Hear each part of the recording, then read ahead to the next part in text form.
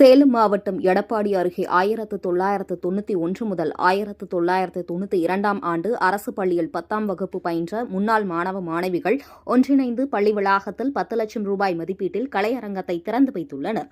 சேலம் மாவட்டம் எடப்பாடி அருகே தேவூர் பகுதியில் அமைந்துள்ள அரசினர் மேல்நிலைப் பள்ளியில் கடந்த 1991 முதல் 1992 ஆண்டு 10ஆம் வகுப்பு பயின்ற முன்னாள் மாணவ மாணவிகள் சந்திப்பு நிகழ்ச்சி, திருவள்ளூர் சிலை திறப்பு, கல்வெட்டு திறப்பு மற்றும் முன்னாள் மாணவ மாணவிகள் ஒன்றிணைந்து பள்ளி வளாகத்தில் 10 லட்சம் ரூபாய் மதிப்பீட்டில் கட்டி முடிக்கப்பட்ட திருவள்ளூர் கலையரங்கம் திறப்பு, ஓய்வு பெற்ற முன்னாள் ஆசிரியர், ஆசிரியைகள், மாணவ மாணவிகள் சங்கமிப்பு என ஐம்பெரும் விழா சிறப்பாக நடைபெற்றது. இவ்விழாவில் பள்ளியின் பெற்றோர், ஆசிரியர் கழக தலைவர், முன்னாள் ஆசிரியர்கள் திருவள்ளூர் சிலையை திறந்து வைத்து மாலை அணிவித்து மரியாதை செலுத்தினர். அதனைத் தொடர்ந்து முன்னாள் ஆசிரியர்கள் திருவள்ளூர் கலையரங்கை ரிப்பன் வெட்டி திறந்து வைத்தனர்.